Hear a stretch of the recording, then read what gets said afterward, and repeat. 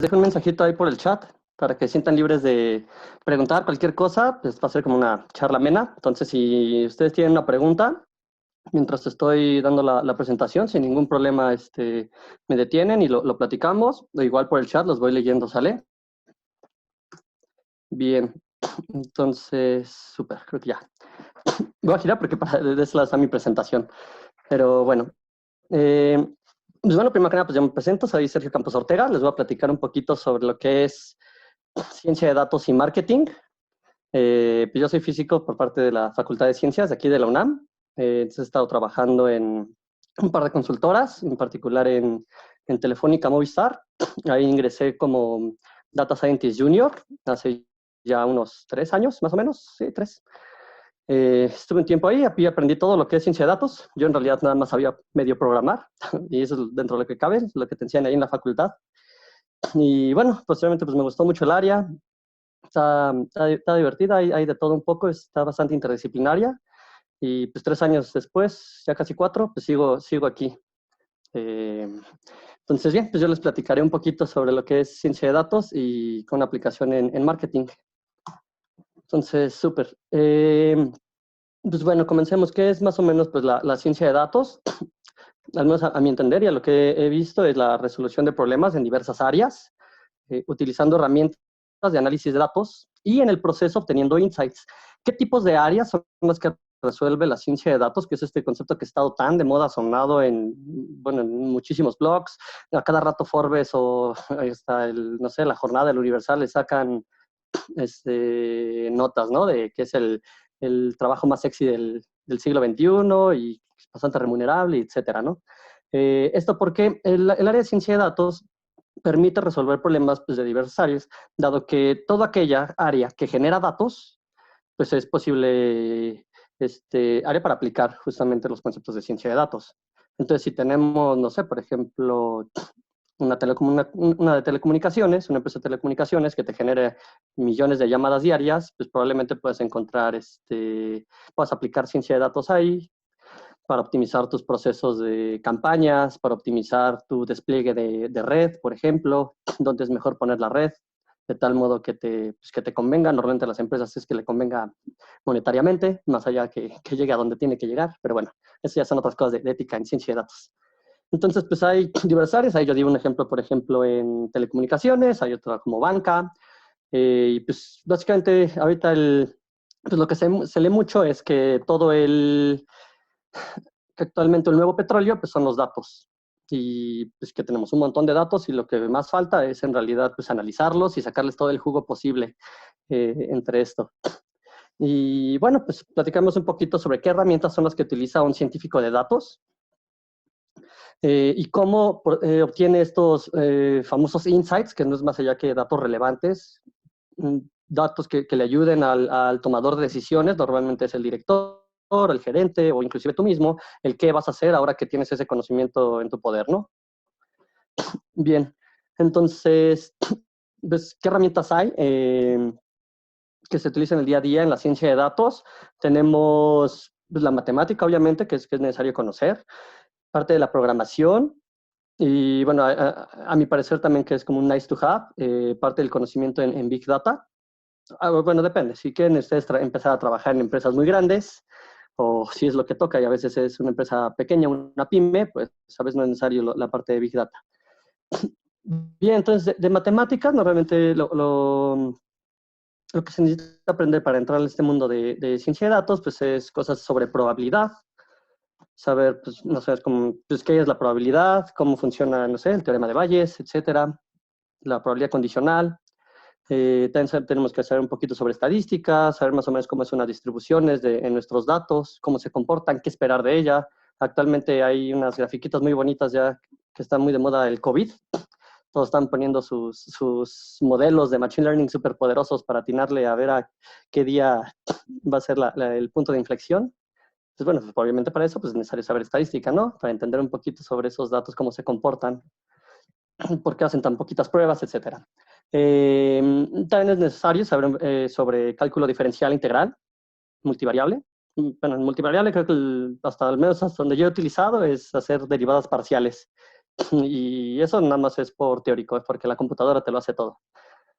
Y sí, un área muy importante de las matemáticas que es un must de saber es álgebra lineal.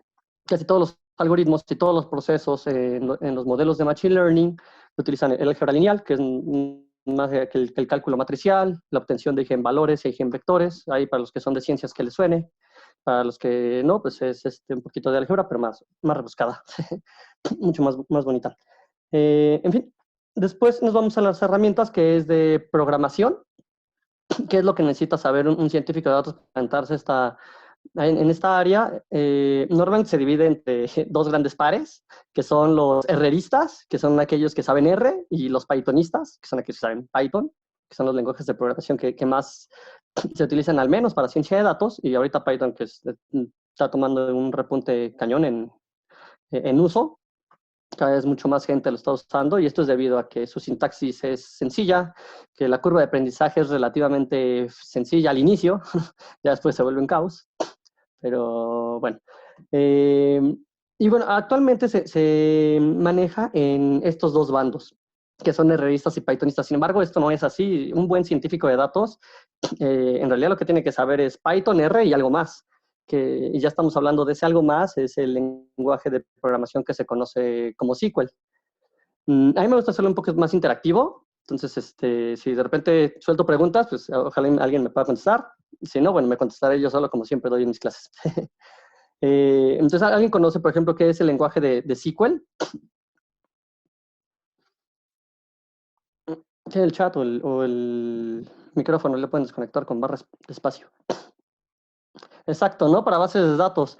Pues manejo consultas en bases de datos y pues el científico de datos al manejar un poquito sobre, pues justamente datos, pues es necesario que aprendas el lenguaje de programación que utiliza justamente, que maneja esos datos, ¿no? Que es en este caso SQL.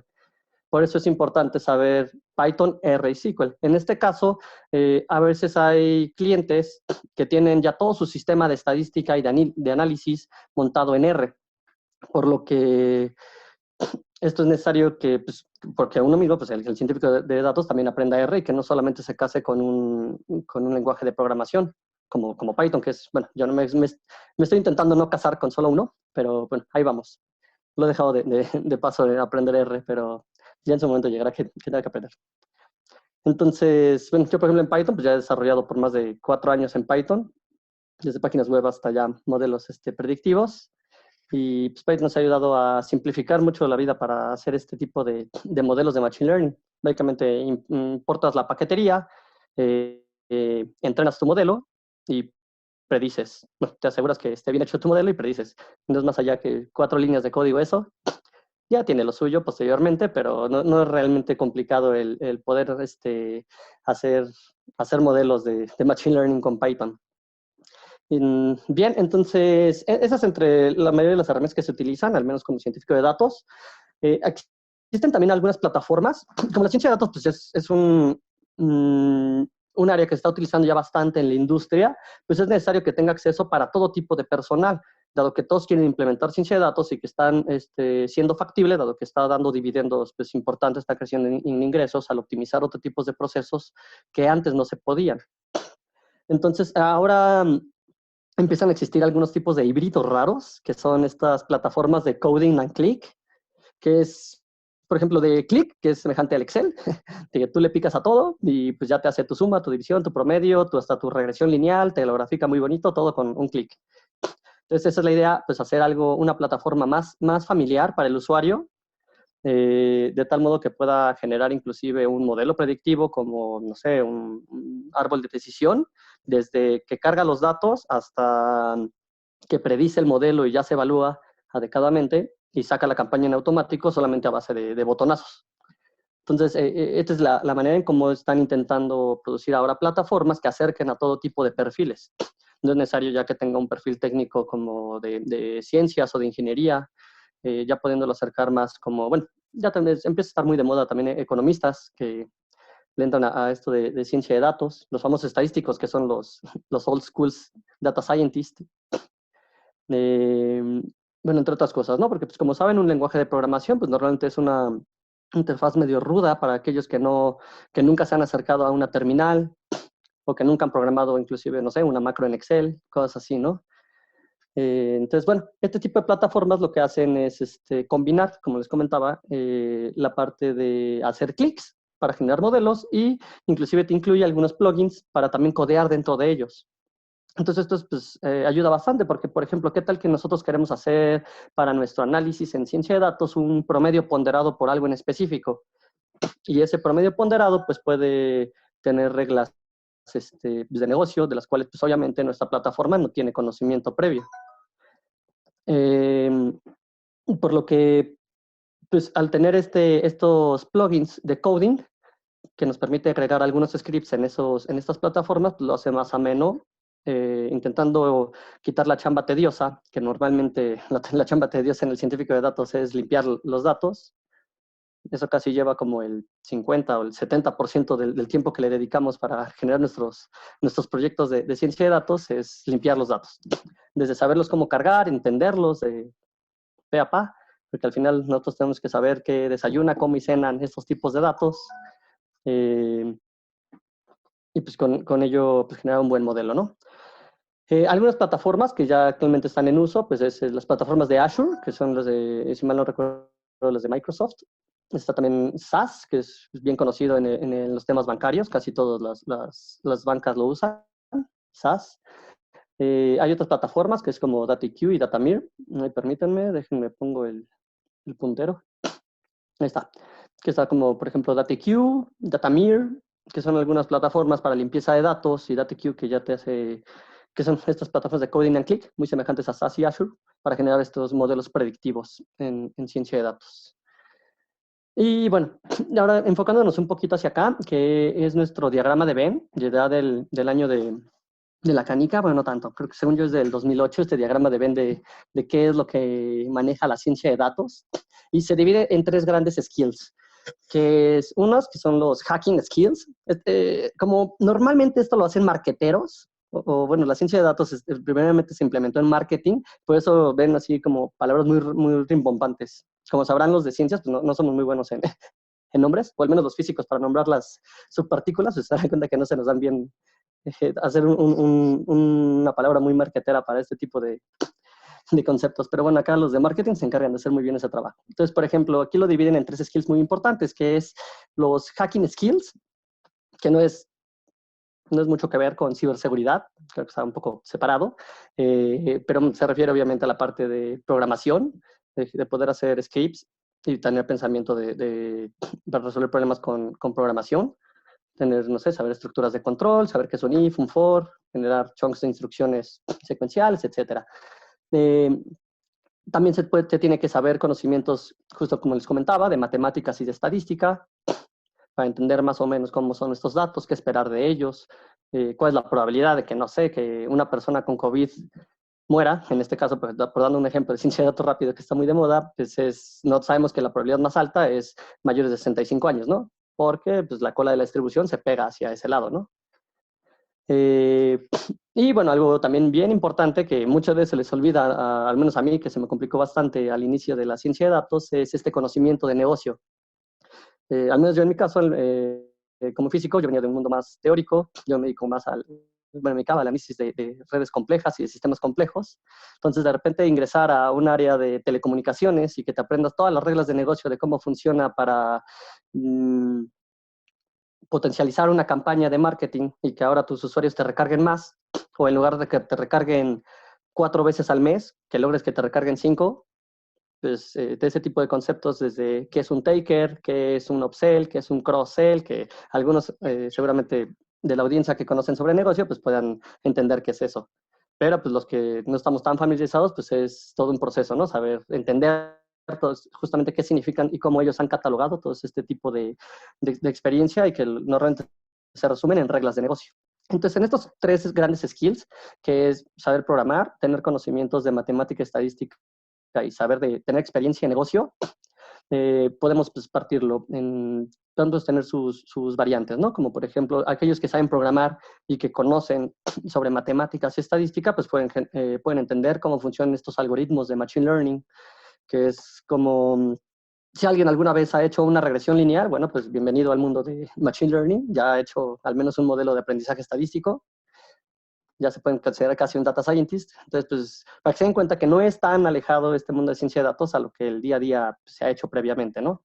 Entonces, por ejemplo, si alguien ya sabe programar y ha utilizado, no sé, las bibliotecas de Python o de R, que son famosísimas para hacer regresiones lineales, pues probablemente pueda hacer un modelo sin ningún problema de Machine Learning. Como por ejemplo los que vemos repletos en la red, en estos posts de Facebook, que todos le empiezan a dar cañón a la predicción de cuántos contagiados vamos a tener en nuestro día a día. Solo que hay un pequeño problema ahí. Y ustedes, ¿cuál creen que sea? Tenemos muchísimos perfiles que saben programar y que saben estadística y que Dios te dice, no, pues ya mañana vamos a tener ahora 3.500 contagiados. ¿Cuál es el único problema en sus modelos? Porque están asumiendo ellos que si ellos nada más meten los datos, le ponen en su caja negra y avientan la predicción, pues ya tienen lo correcto. Y pues, no necesariamente. Si uno tuviese la expertise de negocio, que es básicamente lo que saben los epidemiólogos, que son los distintos tipos de modelos que tienen, SIR, SAER, etcétera, seguramente mucho más de lo que yo sé. Yo por eso no hago modelos de eso, prefiero ser observador, dado que no soy experto en el tema. Pues por eso es importante saber un poquito sobre pues, cómo funcionan esos modelos y no pues, aventar modelos por nada más aventarlos y pues, ser parte de las fake news. Aunque sí, eso sí, sus grafiquetas son muy bonitas, hechas en Python o en R, como normalmente lo hizo. Es normalmente lo que muchas veces ahorita están cayendo algunos data scientists o académicos curiosos. Bien, después otra combinación de ellas pues, es la matemática y la estadística con la combinación de expertise en negocio. Entonces, pues, si por ejemplo, que normalmente son los doctores ¿no? en la academia, bueno, no los de ahorita, eso quiero pensar, los viejos doctores de los institutos, en los que pues, todavía se avientan todo a papel y lápiz, pues seguir haciendo todo el análisis bueno, el análisis y desarrollo de toda su investigación, ¿no? Entonces probablemente tenemos, no sé, un experto en, puedes decir algo, ¿no? En teoría de cuerdas, y pues se maneja muy bien toda la parte de matemáticas y estadística, y pues ahí poder predecir si funciona o no la teoría, pero si no se apoya por medio de, no sé, por ejemplo, de experimentos computacionales o simulaciones de que comprueben su teoría en el mundo real, pues probablemente se esté quedando en hacer pues, investigación tradicional, que es como se refiere. Bien, por otro lado, hay una zona que es medio peligrosa, que es justamente como los mismos errores que cometemos acá, que es si no tenemos hacking, si sabemos hacking skills y math, pues luego aventamos modelos sin saber del tema. Y hay uno todavía más peligroso, que se le conoce como la danger zone, que es lo que tenemos que evitar, que es saber programar y saber de negocio. Pero si no tenemos ni idea de cómo funcionan estos modelos y nada más le hago caso a mi bootcamp de 20 horas o de 10 horas de cómo hacer mi modelo de Deep Learning Super Pro y no tener ni idea si mi modelo está bien o no, pues luego puede salir cosas que no esperamos o que simplemente no funciona nuestro modelo en la vida real. Puede que nos diga que tuvimos una precisión para diferenciar un gato de un perro del 99% y a la mera hora le damos datos de un pug y no tiene ni idea de cómo hacerlo. Entonces, por eso es importante también saber pues, cómo funcionan estos modelos, qué puede pasar en esa data por simple estadística, qué tal que nuestro modelo simplemente estaba aprendiendo de 90 gatos y 10 perros. Entonces, nuestro modelo de lo que más aprendió es en realidad pues, de diferenciar a los gatos. Entonces, pues yo le paso algo a un perro, pues simplemente me lo va a catalogar como gato porque aprendió más de eso. Por eso es importante saber esta parte de estadística y matemática para saber cómo funcionan estos modelos. Bien, ¿hasta aquí alguna duda? ¿Todo cool? Bien.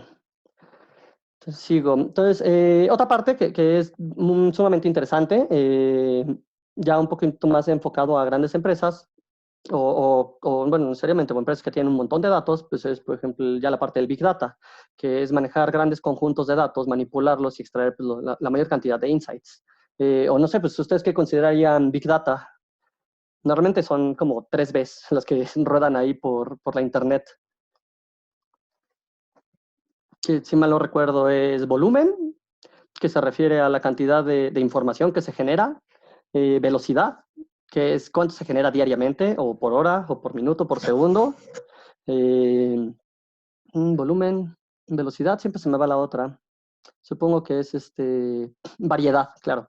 La tercera es variedad, que es pues, que recapitulemos distinto tipo de data. No sé, por ejemplo, en telco, yo ahorita sesgando por nada más mi expertise, pues tenemos acceso a la data de, pues, por ejemplo, qué están navegando los clientes, que, bueno, siempre y cuando utilicen sus datos, qué ven que navegan.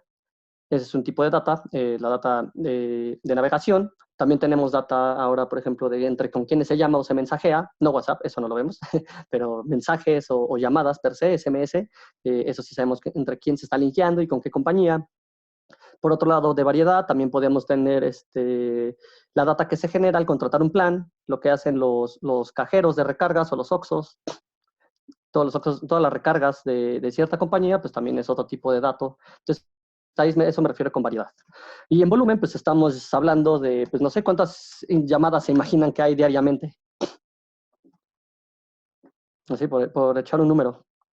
Al menos en México, en todo el país.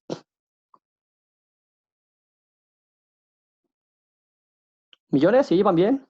¿Miles de millones? No, no, tampoco hablamos tanto. O sea, sí, el mexicano es platicadón, pero no, no, no, tampoco miles de millones. Por ejemplo, así nada más por decir un número, estamos hablando de alrededor de, mm, si mal no recuerdo, como unas 30 millones de llamadas diarias. Lo que sí está pro es el número de sesiones en datos. Ahí sí te creo que vaya alrededor de 1,000 millones diariamente.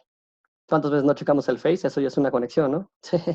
Entonces, imagina la cantidad de registros que se tienen diariamente, que pasan por bueno, que se ingresan a este conjunto de datos, pues se tiene que hacer una limpieza, un procesado para que lleguen lo más limpios y pulcros posibles. Eso nunca pasa ni en las grandes empresas. Siempre llegan de una manera horrible, bueno, entre comillas. Y pues bueno, hay que hacerles otro tratamiento, como siempre. Pero bueno, a eso me refiero a que son de verdad cañón. En el caso de banca, por ejemplo, se hacen alrededor, ahí por decir, la banca más grande, se genera alrededor de 60, no, de 40 millones de transacciones diarias de flujo de dinero, depósitos y retiros. Y se imaginan en quincenas, sube alrededor como de 15 millones. Entonces es bastante data la que se genera también en ese tipo de casos. Por eso yo comento que parte de unas herramientas que es como bueno de saber para dedicarse a esto de ciencia de datos, pues es conocer sobre Big Data. Herramientas como Hadoop, que es la plataforma, el framework que nos ayuda a manejar estos tipos de datos basado en una moneda de programación que es basada en MapReduce. Luego les platicaré de eso. Ahí les dejaré mis contactos. Con mucho gusto les platicaré después de eso. Hive, que es como muy semejante a SQL, pero basado en MapReduce para optimizar nuestros queries. Y Spark, que es muy ya de moda y utilizado, de hecho, en muchas empresas, desde Amazon, Microsoft, les puedo decir varias, por decir unas muy grandes ahí. Que Spark es el manejo, uso y análisis de grandes conjuntos de datos. Y está sumamente optimizado. Si alguien aquí tenemos en la audiencia gente que hace ya queries, que trabaja con SQL en bases de datos ya nativas en un servidor, pues bueno, cuando se migren a Spark, siempre y cuando sea necesario, si manejan millones de registros, van a darse cuenta que en realidad sí, sus queries que se tardaban 1 hora, 2 horas o un día, pues bueno, acá se tardaba como 5 minutos o inclusive menos. Después es como nice to have también esta parte de Big Data.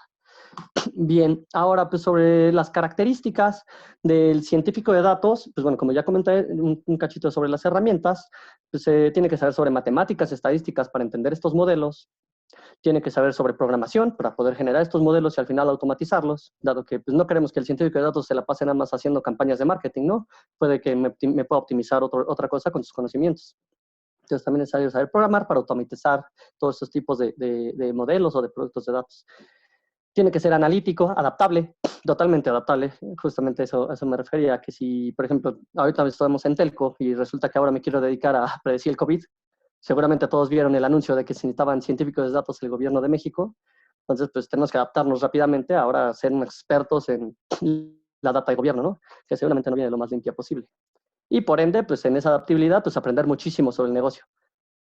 Cómo se transmite, en este caso, la enfermedad, qué datos tienen disponibles, etcétera, ¿no? Y aprender todas sus métricas del cómo lo va midiendo negocio per se.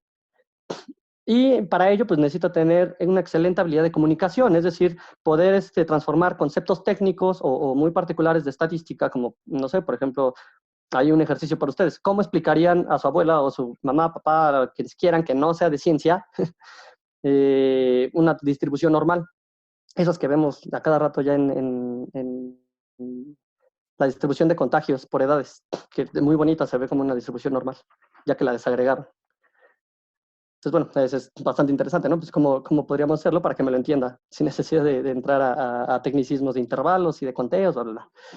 Entonces, pues es sumamente también importante pues, poder comunicar adecuadamente esta data, porque al final los productos de datos pues, van dirigidos para tomar decisiones y tienen que pasar desde el analista de datos que se la pasa a diario limpiando la data y ya es un experto en cómo, no sé, por decir un ejemplo, detectar fraudes, pero él nunca sabe nada de estadística y de programación, él solo sabe cómo canalizar o cómo detectar algunos fraudes durante las transacciones, pues explicarle pues, cómo funciona un modelo de Machine Learning, hasta el gerente, ¿no?, del área de fraude, que tiene que tener al menos una idea de cómo funcionan estas cosas, pero saber él cómo potencializar este producto de datos. ¿Vale? Bien. Y bueno, de nada de rápido, pues el unicornio es porque pues, normalmente es lo que pide casi en LinkedIn cuando vemos las ofertas de científico de datos. Alguien que sepa programar, que sepa matemáticas, estadística, que tenga un doctorado en Machine Learning, que tenga 10 años de experiencia y pues eso está cañón, ¿no? Porque a veces inclusive estas herramientas tienen menos de 5 años en el mercado. Pero bueno, esas son las locuras que luego vemos, porque como se empatan algunas áreas como RH, que luego pues, no sé si la cultura de la empresa les ha dado un cursito de ciencia de datos o de inteligencia artificial, pues se les complica dar con un perfil adecuado.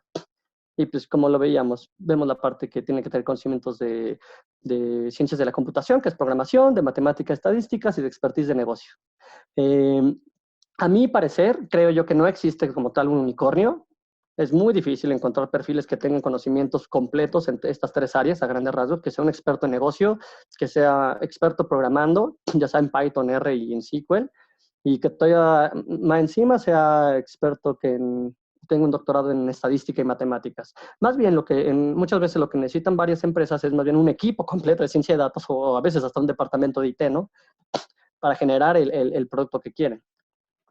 Entonces, más allá de encontrar unicornios, es embonar en parte de un equipo de ciencia de datos según tus skills, ¿no? A mí en particular en Telefónica, pues era por programar. Sabía programar y me dijeron, pues bueno, ya enseñarte ciencia de datos creo que es la parte menos complicada.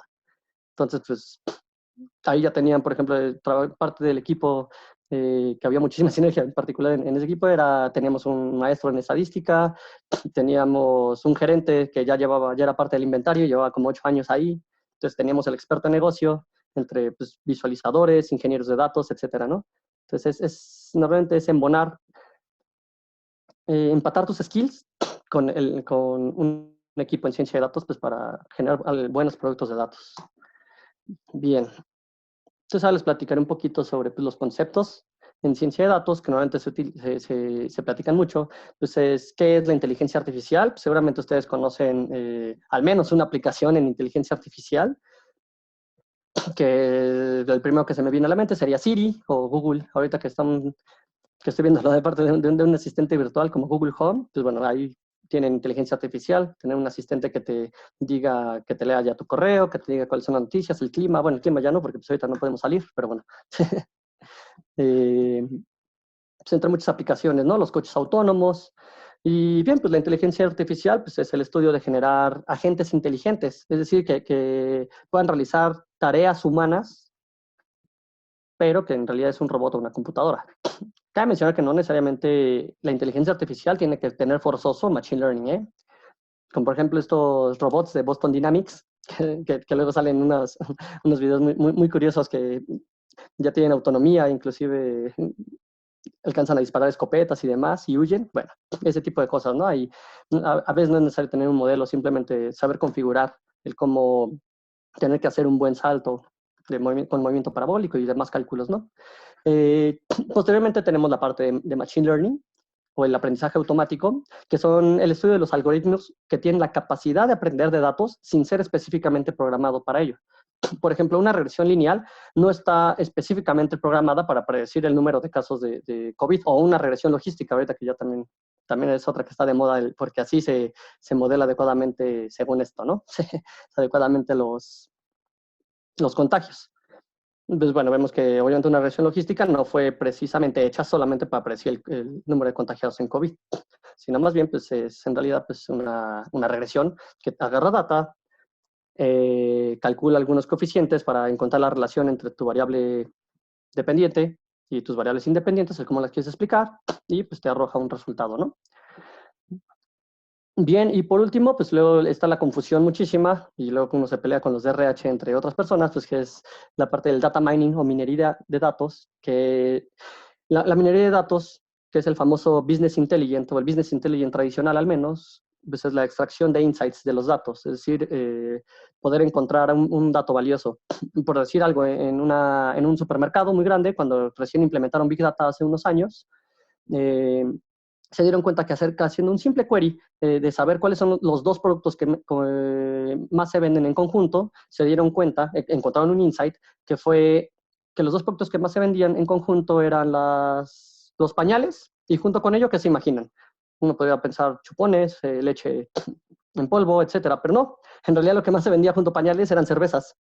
Y curiosamente, ¿por qué? Pues porque pues, normalmente pues, si la mamá le tocaba trabajar o simplemente era el día de descanso de la mamá y pues, a uno como padre le tocaba cuidar al niño, pues obviamente pues, era más cómodo cuidarlo, pues limpiarlo y demás, y pues con sus respectivas chelas, ¿no? Y simplemente extrayendo ese insight y moviendo el pasillo de cervezas a más pegado al de pañales o al de bebés, pues lograron aumentar sus ventas considerablemente. Entonces, pues, a eso se refiere en extracción de insights. Y bien, por último, bueno, por acá les traigo un cuadrito de una famosa consultora que es Gartner, que es, por ejemplo, cómo agregar valor a su empresa y cómo hacer, con respecto a la dificultad de estos análisis. Normalmente los análisis se dividen en 4, que es hacer un análisis descriptivo, es decir, preguntarnos qué pasó, que es normalmente lo que hace el Business Intelligent, qué pasó, qué se vendió. Después, hacer un análisis de diagnóstico, por qué está pasando eso. Posteriormente, ya comenzamos a hacer la parte, por así decirlo, divertida, utilización de modelos de Machine Learning, que es el análisis predictivo.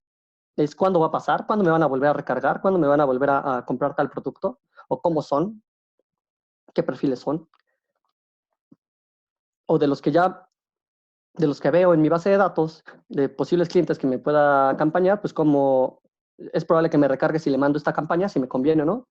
Y por último, el análisis prescriptivo, que creo yo que es ya el análisis completo para generar más valor, que es ahora, dado que yo ya puedo predecir qué hago, ahora qué cosas muevo, qué palancas muevo, puedo mover, por ejemplo, en campañas de marketing, ya más preciso a una campaña para que recarguen los usuarios. ¿Qué muevo? ¿El precio? ¿Lo hago más barato? O, por ejemplo, la vigencia, que es cuánto te dura tu crédito. La chico o la agrando de tal modo que pueda obtener mayores ingresos.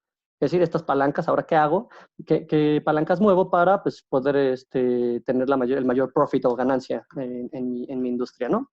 Y es donde ya viene la parte divertida. Acá podríamos modelarlo como el análisis estadístico, descriptivo, los famosos análisis exploratorios descriptivos. Posteriormente nos vamos al predictivo, que son estas regresiones o clasificaciones. Y la parte de análisis prescriptivo, que algunas partes de prescriptivo se logran optimizar, inclusive con investigación de operaciones. Creo que nos quedan un minutito. Entonces vamos a avanzar un minutito más. Sí, mira, si quieres, ahorita que hiciste la pausa, le ponemos pausa a la sesión. Excelente. Los que llegaron tarde, voy a cerrar la sesión y la vuelvo a abrir por los límites de tiempo de Zoom. Entonces, solo espérense medio minuto y vuelvan a entrar a esta misma sesión. Entonces, los veo en unos segundos. Vale, perfecto.